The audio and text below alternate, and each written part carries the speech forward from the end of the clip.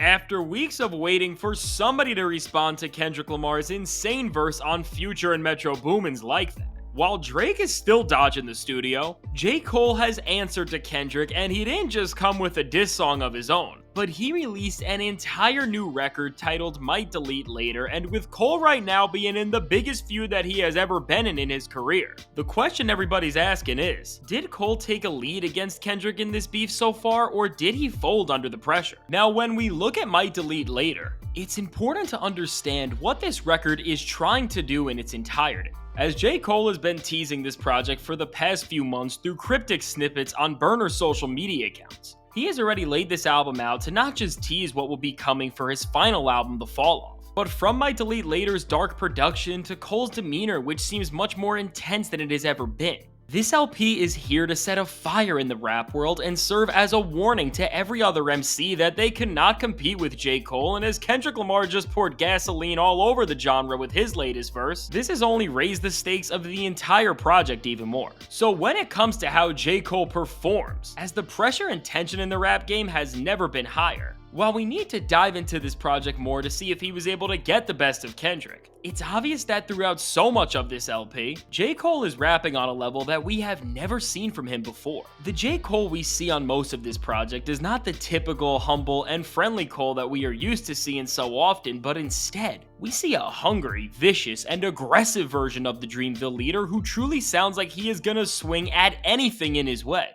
The combination of this never-before-channeled bravado and Cole's sharp lyrical sword that is flexed throughout the project makes this easily one of his most exciting performances as while you go through the tracks on this album. Hearing Cole in this type of bag just expand and show us aspects of his arsenal that we have never seen before makes this record feel like a training session of the highest magnitude, and you can't stop listening to it because you know that at the end of the day, as the energy intensifies and you get closer to that final song, you are getting one step closer to seeing how Cole is going to use all of the skill we see him flex to enter the ring and fight Kendrick Lamar.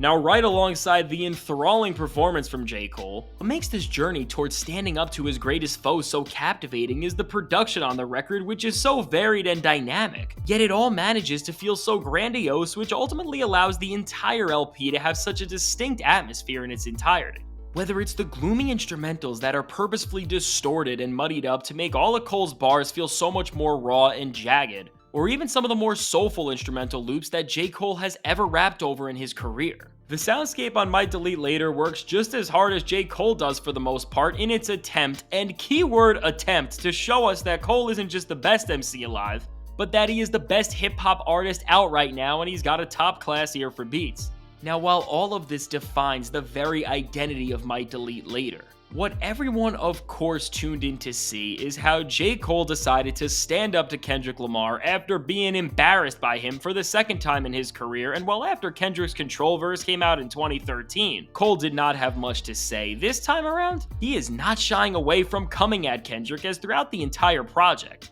Cole doesn't just prepare his lyrical sword for the final blow. Now, as you go through the track list on Might Delete Later, and many of the cuts get more introspective and tense, Cole throws out some subliminal disses that seem to be targeted at Kendrick Lamar and his most recent verse, but aside from this, Cole did something pretty diabolical on this record by featuring none other than one of Kendrick Lamar's day one collaborators, fellow Black Hippie members, and former Top Dog Entertainment label mate Ab-Soul on the track Pie. And while Soul does not diss Kendrick on this record, just having what used to be one of his closest friends on this project is honestly an evil move from Cole, and with there being rumors that Kendrick has had some tension with TDE ever since he left the label in 2022.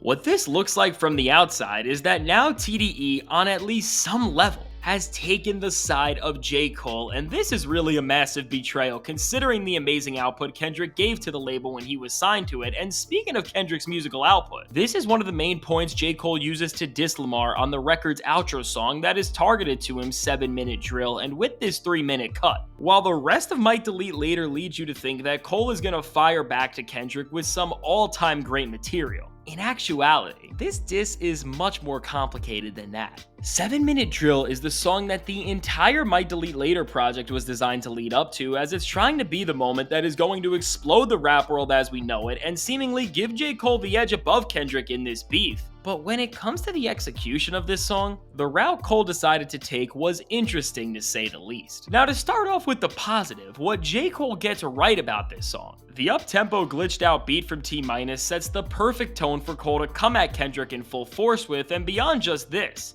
From the confidence to the bravado, J. Cole presents himself in a way that is still on brand and collected to some level, but for his standards is so hostile and battle ready, and with the entire project working to set this up. This moment feels like a fulfilling climax until Cole actually begins to go in on Kendrick. Now as Cole begins the first verse on this cut, just in the second line, he alludes to the current state of Kendrick Lamar's career and artistry with the bar, "He fell off like The Simpsons," which is obviously implying that Cole believes that Kendrick has fallen off. But before we dive into this further, as the verse rages on in the next bar, Cole attempts to destroy Kendrick with the lines, "Your first was a classic, your last was tragic. Your second put people to sleep, but they gassed it. Your third was massive, and that was your prime. I was trailing right behind, and now I just hit mine."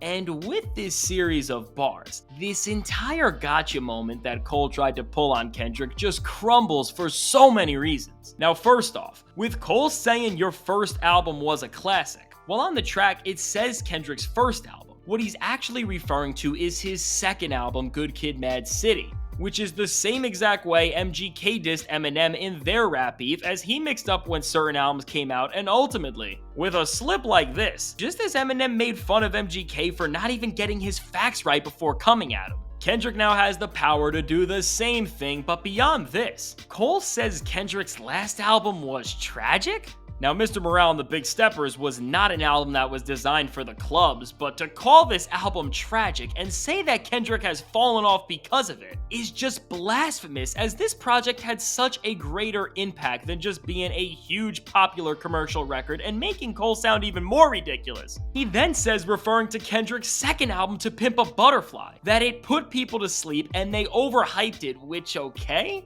I could sit here and get mad about this, but this is such a subjective way to throw out a diss that it's not even worth it. And then with Cole going on to say that Damn was when Kendrick peaked, as it was such a massive record, going back to him calling Mr. Morale and the Big Steppers tragic. If he's basing this off of the success of an album, Mr. Morale literally outsold the off-season first week, so from Cole getting the timelines wrong, not sticking to a criteria to define greatness, and just speaking his unpopular opinions and trying to push them as fact, this diss just feels lame. Now Cole is still able to pick things back up as he boasts about his skill and talks about the run he is on, which is definitely a fair point considering how dominant and great of a feature artist he has been. And then as he disses Kendrick's Grammys and calls the awards show meaningless, I gotta say that was a genuinely great call out. But then the verse begins to plunder again as Cole resorts to just making fun of Kendrick Lamar for not dropping enough music, which, considering the quality of whatever he releases when he does drop, is just a ridiculous critique. But beyond this, on the second half of the song, Cole once again alludes to the lack of music from Kendrick with the line, 4 albums in 12 years, I can divide, which is a reference to one of Jay-Z's disses at Nas on his song Takeover, and I think we all know what happened after Jay-Z drops Takeover, which was of course Nas clapping back at Jay and humiliating him with the song Ether. Now, I'm not superstitious, but J. Cole seemingly falling into the same trope that got MGK embarrassed in his feud with Eminem, and then interpolating a line from the song of the rapper who lost in the most iconic beef in hip-hop history, just makes it seem like beyond what you even think about Cole's disses, he has put the writing on the wall for himself to just get destroyed at this point when Kendrick eventually decides to clap back.